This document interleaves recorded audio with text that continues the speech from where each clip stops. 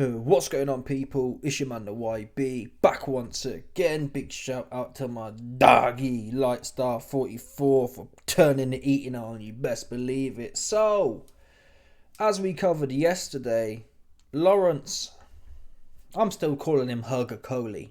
Yeah, people have to earn not to be called names, essentially. Oh, YB, you're calling people names. He hugged too much. You can call it what you want. You hug too much. Yeah, you don't hear me calling, I don't know, Arthur Baturbia, Arthur Hugbia, because you don't hug nothing. So you earned that one. Take some responsibility here. I don't want to be on there calling no one corny names. Canella, Carrot Top, fight fake Paul, man. Yeah? Corny, or Benavides, you corny looking ass dude. Anyway, let's get to it. Listen, I'll be honest. Wow, I said in my pre-fight when he weighed in 261, looking like just bulbous looking, one of Dillian White's family members, essentially. That's the fit he had on. He had the Dillian White fit. Yeah? His S&C trainer said to him, what fit are we going for tonight? And he said, bash, the Dillian White, Ricky Hatton. The Dillian White featuring Ricky Hatton and Prince Nassim Hamid, retired. That was the fit he was on for this fight. That said, he had a good bit of bounce in his feet in round one, which is what I said. Yeah, I don't know anything about this Hussein MUHAMED cat, apart from the fact he got knocked out before, relatively recently. Hussein MUHAMED box rec. He's been knocked out early recently. Let's have a look. Division? No, that's not it, mate. Let's just search Okolie. This dude wasn't super legit. Yeah. So did Okolie look good? I wouldn't listen. Regardless of the opponent, you can't say he looked bad. To be fair to him, he wasn't hugging a whole bunch. However, the caveat is, unfortunately, is that Okolie never really does a bunch of hugging unless it goes past. If it goes in the first round, he don't need to hug you. It's when he starts getting tired, / running out of ideas, / he's getting hit back. So that's why he maintains his name, Lawrence Hug Okolie. Because for me, the jury's still out. I hope he really has. I don't know, Daniel Dubois and changed his whole mindset. But when you're fighting these type of dudes, he got knocked out, spark out. This guy here, Zan Kobuski, knocked him spark out 2 years ago. Popped his cherry for him. Let's see this Zan Kobuski cat. Oh, he had a fight with a jackman and got disqualified. So anyway, listen. He beat the helper. So he's not this guy in the bum. This Zan, the guy who knocked out MUHAMED, had the first go on him. He's not a complete stiff. But this cat MUHAMED is, what's he done? Nothing. And no one can really say, listen, Lawrence clearly has power. Yeah, look at Tommy Fury. He can go in there with these level of bums and not do anything with them.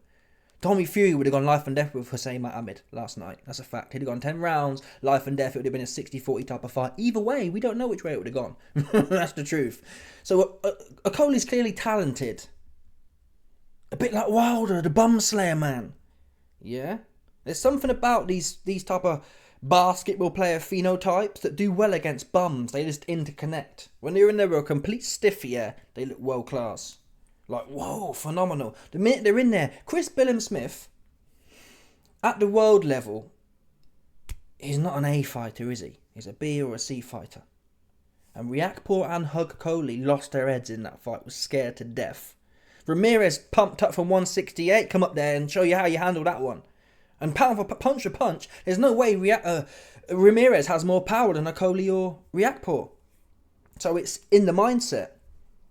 The point is, if you can't look dangerous, and in fact, not only did Okolie not look dangerous against Billam-Smith, it probably was. It's up there for the worst performances ever.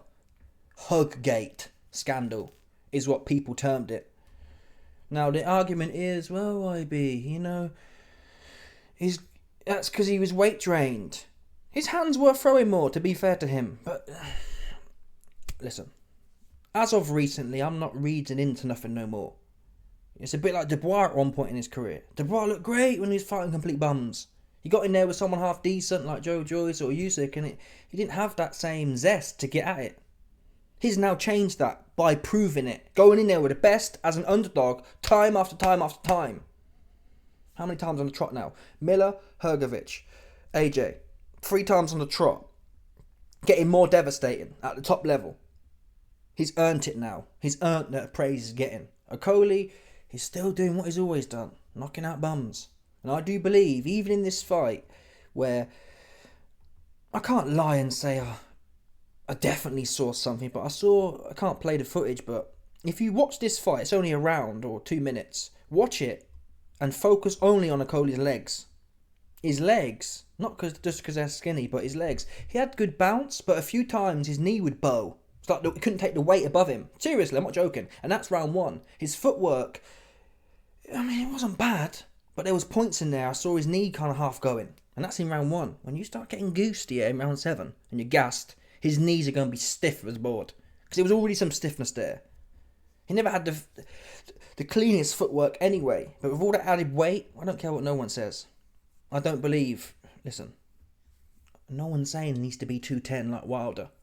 I think 230, 235, even 240 if you must, would be fair. 261, and the way this fight's gone for Okolie, he's the type of dude who will run with it now. He'll now say, oh, 260 felt great against his bum. He don't really appreciate it's a bum at the month, like all the other bums he knocked out cruiserweight.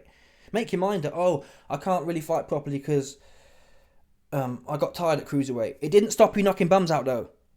Yeah?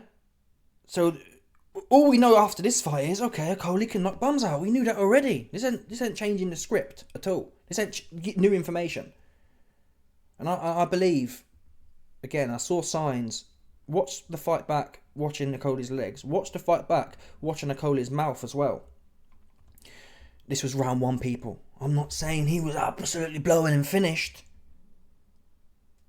Listen, maybe he'll prove me wrong. Maybe he'll go into a fight and it'll be back and forth and he'll be throwing his hands for 10 rounds. I put to you, my money's on, after 6 rounds at this weight, whoever takes him 6 rounds, unless he's just in there faffing or whatever. If anyone puts any kind of pace for 6 rounds on Okolie, he's going to be blowing out of his arse. And if I'm wrong, fair play to him. He obviously knows more than I do. What would I know anyway? But still, you get the point I'm making. I just don't believe it. There's no way. It's not like he looks 260 and then he looks 260. Andy Ruiz, double cheese, man. Look at that gut that's hanging over. That's dead weight. Oh, I need to come up. I need to reinflate from cruiserweight because I was so drained. Being drained and being fat and bulbous looking, Dillian White looking. They're 2 different conversations. Yeah? Making sure your body's fully, not hydrated, well hydrated and also carved up is one thing. This isn't just being carved up. This is, I'm not watching what I'm eating, and he must be trying, he must be having cheesecake every night, with double cream on, caning it. And I don't believe that's going to end well for him, if I'm honest. Even Usyk said, I don't really like being at 225, it's too much for me. Obviously Okolie's bigger than Usyk, but the point is, there's a reason Usyk, who's very intelligent in the game, hasn't gone up to 240, 245. And Okolie was still a cruiserweight at the end of the day. No one's saying he should be 225, but 235, 240. I believe his next fight will weigh in like 270 now as well. Get carried away with it. He'll build on this now. Look at the trend. He went 200 pounds, 225, 261. And in his mind, in all of his camp's mind, oh, this was phenomenal. It's getting better than ever. I can go all day like this. You went 1 round, to be fair. Why aren't they getting this guy in there to do rounds? He's just coming off, obviously the guy was no good. He's just coming off a win at Bridgerweight. To be fair, that Rosansky cat was undefeated, but who's he fought? Who's Rosansky fought? Babic.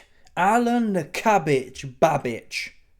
Come on. And Spilker's 50 years old, people. Come on now, people. Come on. So these are untested dudes as well. What, because you beat Alan the Cabbage Babbage? You got to take... Come on now, people. This is Okolie's MO. Okolie's been KOing all these type of man. And I've obviously respected Okolie. Like, if Okolie had gone in there and handled the Chris Billion-Smith business, it'd be... Oh, you know what, this is a... But it's not like Chris Billion-Smith ain't all slipping and sliding. His name isn't Eris Landy Imad Lara. He's more or less there to be hit. What's his name? Ramirez showed that. You couldn't get off against Chris Smith. In fact, he was scared to death in there, just clinging on. The worst fight of the decade award is what you won in that fight. Hands down. I can't think of one worse than that. Riakporhe was close, but not as bad as Okolie. I hope I'm wrong though, honestly. I hope that he's at 260 and he feels great and he's got 20 rounds of gas in him and he can just whack hard and put combinations together all day and night. I'll be very shocked if he pulls it off. Very shocked. I'm telling you now, the first time someone like take a Chris Smith. If Okolie was to rematch Chris Smith at heavyweight, for example, someone of that kind of level, not the top level, just that kind of level, Okolie will fall apart again. Anyone who's solid enough to make it past 6 rounds and throw the hands a little bit, he'll fall apart. He'll get tired, for sure. And then he might get hit a few times. And then, because all that, Coley's long and lanky, but he was long and lanky against Smith. He didn't dare throw his hands though, is the point. Smith's more or less straight up and down. He was right in front of you and he was choking. What you can do when you're in there with Maximus Danelius Dubois, who ain't playing like that. He ain't playing, come on now. Danny D ain't playing like, even Fabio Wardley ain't playing like Smith will. They can't punch. Smith can't punch like that. Documented, he can't punch like that. So if you're flapping and you got these big long arms and you can't find a way to beat Chris Smith, what are you going to do? I believe what Okolie will do is he'll just keep fighting bums. Like the Wild. These guys are literally... Okolie's the UK Wilder. Just fight pure bums, man, or lose. That's what Wilder did. Fought pure bums, and then the first person he fought, he got punched up. Tyson Fury. That's the truth. If you look at their resume as well, they're all the same. If you looked at Wilder's resume before Fury, take Ortiz out as well. Ortiz really probably be the quality of Smith, if that makes sense. Adjusted for his age. Luis Ortiz at 55 when Wilder fought him, and Smith at whatever he is, 31 or 32. They're about the same level. Wilder went life and death with Ortiz. He went life and death with Ortiz. But taking them out, all these type of dudes, Martin Chislak, all these type of dudes, that's the Wilder blueprint. Rosansky, Spilka, all them type of ones. He's been doing that. Anyway, let's get to... I want to see this guy in there. Come on now. Allegedly, you've been double world champion. 2-weight world champion. I don't want to see no more warm-up fights from Okolie, man. I don't want to see no more warm-up fights from Okolie. His whole, in my opinion, take out the Chris Smith fight, which he lost anyway and was shocking in.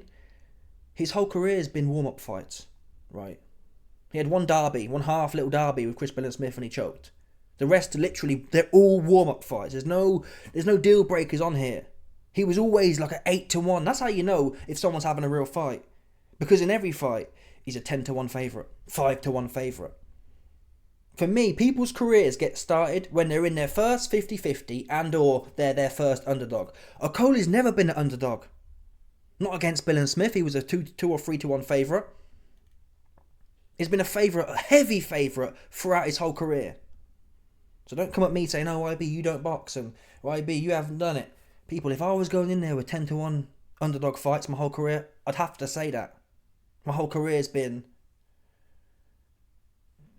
bum of the month campaigns. By definition. How do you define a bum of the month campaign? Well, you go into every fight 5 or 10-1 on.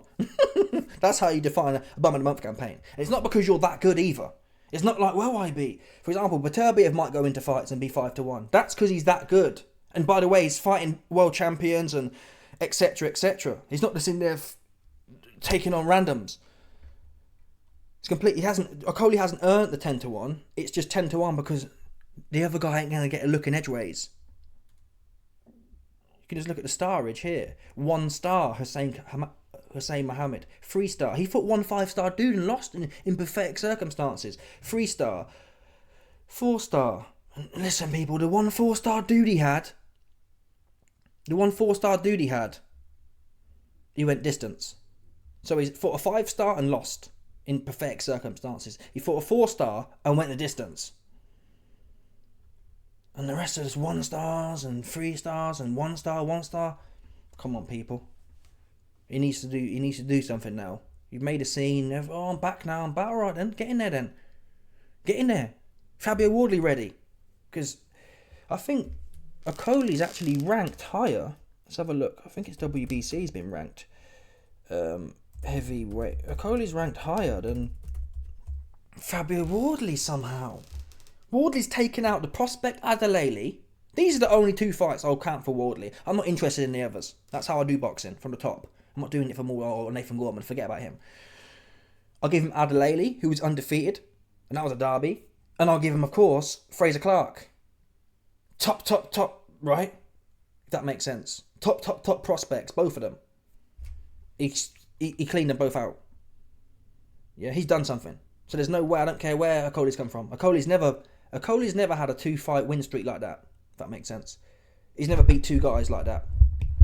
Name him. He lost to Chris Billinsmith, in my opinion, would be the quality of a Fraser Clark, more or less, give or take kind of thing. Of course, they're different fighters, but you get the point I'm making. Okolie choked. He choked. So here we go. Here's the rankings. So we got Okolie at 5th. Yeah, Wardley at 7th. There's a derby. Get that one on. Okolie versus Wardley's got to be next. They're both Frank Warren fighters. He's not going to fight Zhang. I mean, listen, Okolie, if you want to really get some slop top from the YB, get in there with Okolie. Because you both look the same. Your body's like... Okolie isn't soft like him, though. Okolie rocks it well. Okolie's fit. He's 285 pound fit. It works. Oh, this guy was mining diamonds for a living since he was 2 years old. So it makes sense he like that. He living good now in the West. You understand, people? But Okolie's is just... excess. So get in there with Okolie, man. If you feel that good. But he's not going to do that. Realistically, it's going to be... Well, listen. Let me tell you this now, people. Realistically, if I know Lawrence Okolie, he's going to go for this type of cat here. Jalov. He might be decent. I don't know. Let's have a look. This is the type of guy you see all over. He might be hard, though. Bakodir. He might be hard. This might be one of Khabib's dons, to be fair. Let's have a look at it. Oh, he's knocked them all out as well. This could be the big unwinding for Okolie. If I know Okolie, if my assumptions about Okolie are correct, he's going to look for this type of dude here. Probably not, because he's already seen his record. He punches too hard. But he'll be thinking, that's the kind of name I normally go for. Or Wallin. It'll be Wallin, people. It'll be Wallin. That's who it'll be. It'll be Wallin all day and night. I don't think you want Wardley. That'll be a good fighter. They're both quite unorthodox. And hands will be flying everywhere. I'm not sure who I'd back in that fight, to be honest. I think Okolie's got a bit more technicalness. That would be a proper fight, that would, to tell the truth. And Turkey will make that kind of fight. I think most likely it'll be that. Okolie's not going to take the... Even though I haven't seen Jolov, I should probably look into him. But even though I haven't seen him, I think Turkey will want Okolie and Wardley for that factor. The British Derby factor. Because there's no way Okolie's getting in this ranks up here. Unless he wants Okolie, which is not going to... There's no way he's getting a Zhang shot, or Zhang's already fighting Caballero. He's not getting that. So it looks like Wardley to me. I mean, he can't have no injuries after that fight. So really, Okolie should be sparking there now. Jumping straight in.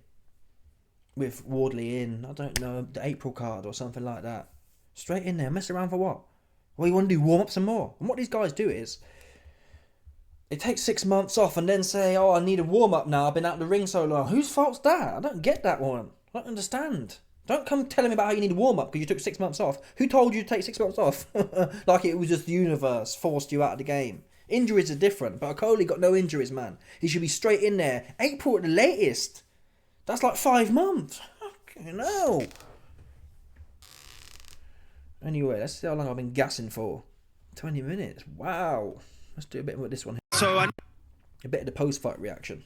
I knew from a couple of days ago you said to me you wanted to make a statement. We saw the fireworks and the press conference and everything else that came in between, but what did it actually feel like underneath the bright lights? New weight for you, new opportunity, new banner as well with Queensbury, all of it coming together and then performing that victory. No, I felt good, you know. That's my second first round KO in a row. Now that I've been putting on the weight, enjoying training camp, I can be a lot more explosive in this. Oh, Lawrence, man. You was doing this at cruiserweight, right?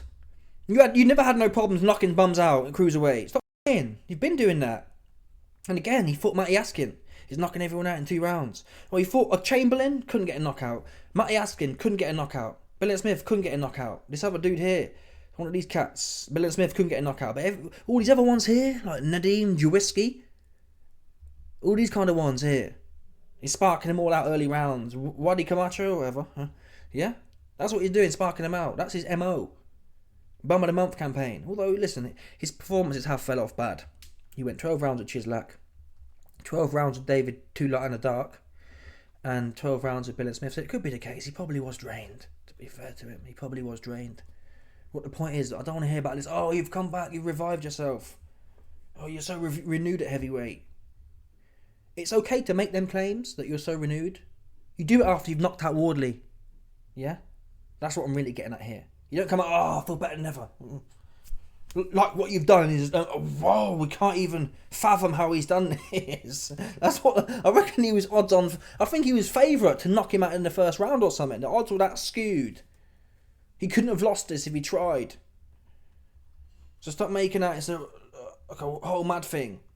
Showing in the fights, as soon as I start hitting these guys, they start going. So I'm ready for just the best in the world at any weight.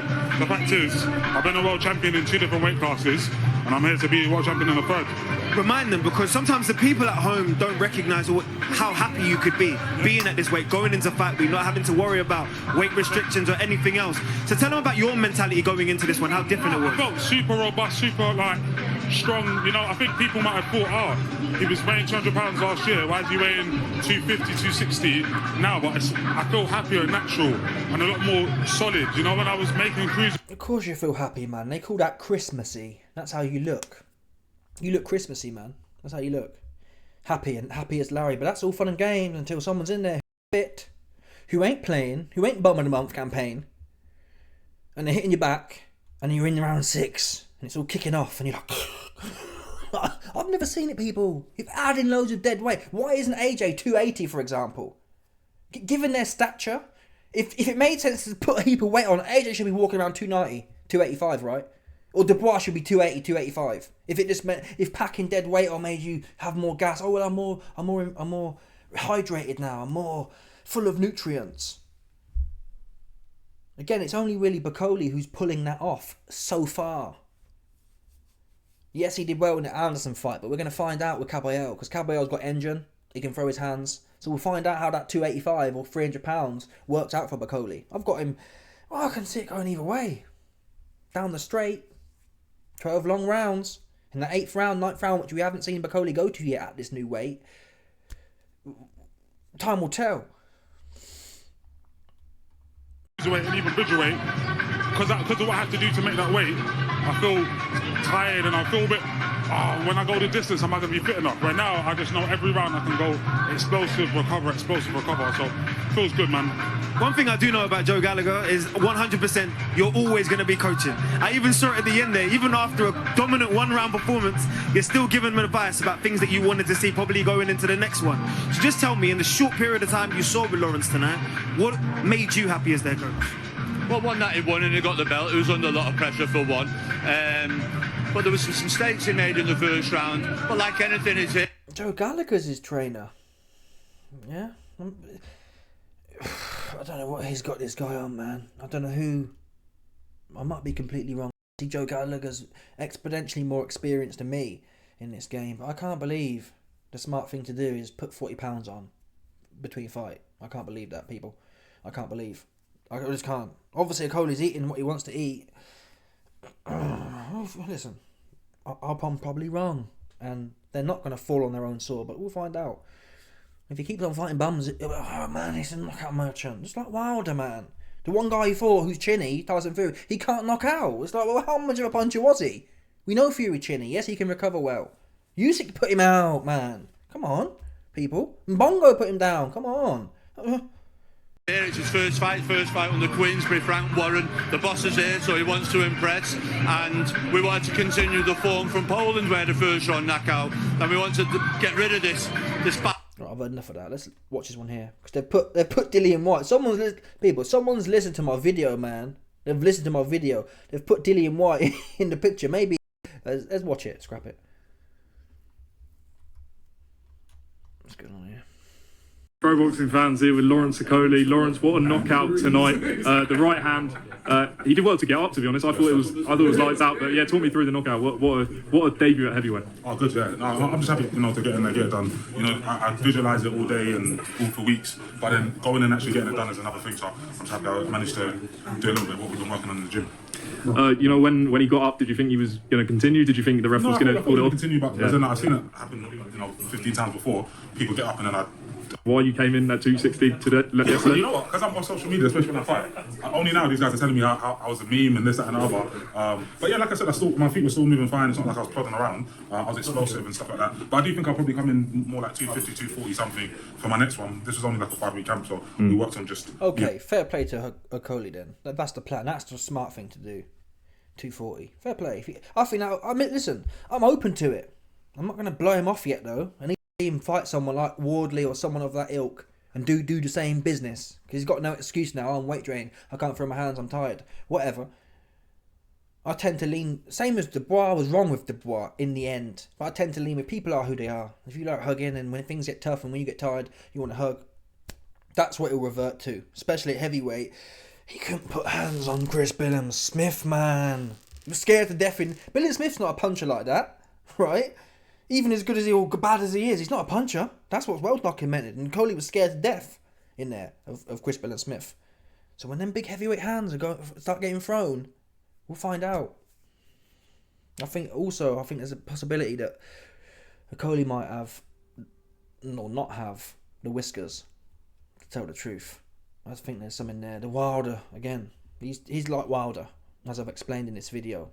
And Wilder's chops, man. It's like, you clip the end of it, it's got a big 100%, the Egyptian thing.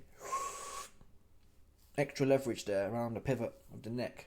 Too much torque can be generated from the end of his beak, the Egyptian beak. Anyway, people, let me know your thoughts. Smash the like button, subscribe, like off the bell, 100%. Not that about this one. People, stop it.